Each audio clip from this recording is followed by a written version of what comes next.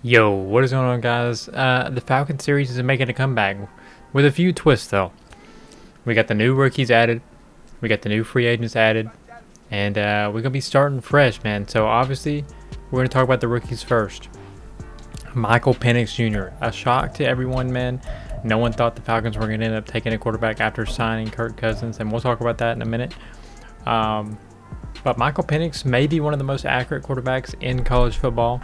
I'm pretty sure he led maybe college football in total passing yards, led Washington to a Final Four visit, led them to a win over Texas, I believe. So, who knows what he's going to be in a couple years. He's going to get to sit behind Kirk Cousins and learn. But me personally, I thought he was top 3 quarterback. I don't know, Caleb obviously, you got to have him number 1. But after that, it's kind of a mix-up, I feel like. And he fell to us in the draft. If we wouldn't have took him, I think the Raiders or the Broncos may have tried to get him. So I don't hate it. It says he's 23 here, but he's actually 24. So I have to change that. But has a big arm. He's fairly accurate, and we'll see if he can develop. If Kirk gets hurt, God forbid, or anything else like that happens, we got a backup that can maybe come in and be pretty good. So. We'll see how that goes. And he's not that terrible of an athlete. I don't know if he's 80 speed. I think he might be a little quicker than that, but he can move around a little bit. So, he didn't really have to do that a lot in college, but, we'll see how he does. Moving over to the defense. After we took the quarterback in the first round, it was like, okay, we're loading up on the defensive line. One of these guys might end up being a stud, and we're just going to take our shot. A lot of people were not on board with the Rook, however you say his name, weren't really on board with the pick. Like, they didn't hate the pick, but he's kind of a raw talent. You got to develop him, which was kind of like, all the defensive linemen that we took in this draft. But it gives you a good possibility of one of those guys being a hidden gem. So I don't hate it. I think he looked fairly good. I feel like he could be in the rotation. And if Calais comes back, which he might, we got a good group of rushers and interior defensive linemen that we can mix in and keep them all fresh, and they can learn from Grady, they can learn from Onyemata. If Calais come back, they can learn from him. That's a good group to bring up some young players in. So I'm optimistic about it. So yeah, we brought in Rook, and then we also brought in Braylon Trice out of Washington, 6'3", 245 ish. Not that bad of an athlete. He's not the greatest athlete in the world, but he's not a bad athlete. He led college football in pressures, I want to say. So that tells you at that level, he can get to the quarterback. He could disrupt some passes. So who knows? Could be a good player. And, he might start for us now, and we'll see how it goes. Hopefully Ebiketie keeps progressing. But yeah, now we're going to talk about free agents. So moving over to the quarterback position, Kirk Cousins signs a four-year, $180 million contract.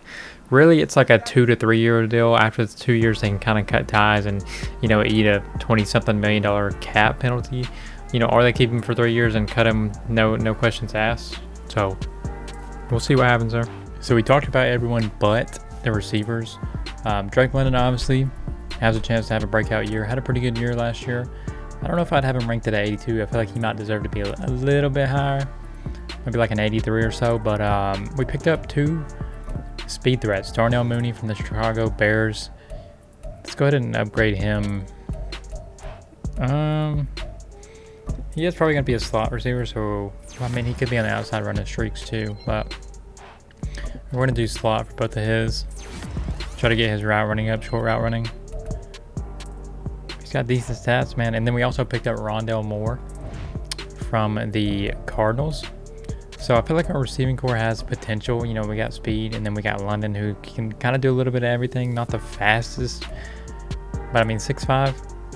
You know what I'm saying? He can do his thing. He can get open. These receivers are going to be able to get open with the speed. So I like it. We can stretch the field.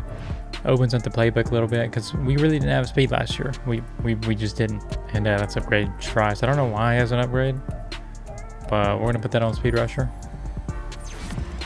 And they got him at 80 speed, whoever made this.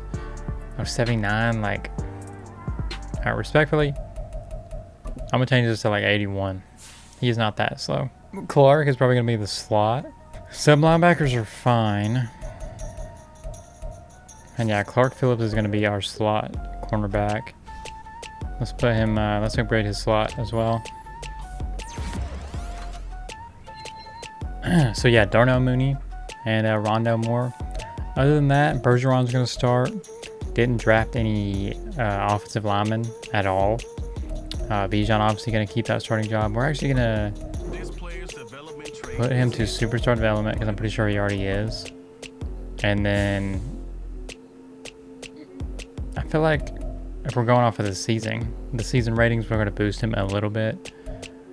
So let's do superstar. And then what we're going to do, he had a couple fumbles, so I don't want to upgrade that. Juke move, I feel like can go up like an 85. Maybe short route running up like 2 or 3. We'll just do ball carrier vision to 88. That way he's an 85. I feel like 85 is fair. And other than that, Pitts, obviously, we could definitely use a backup tight end. Might find one in free agency. Trice is going to start. Ebiketie on the edge. Grady Jarrett, Onyemata, Campbell in that rotation in the middle. Safeties are fine with me. I like Helms. Linebackers are cool with me. Corner's a little tough, man. It's a little tough. I'm not going to lie to y'all. We'll see what happens, though.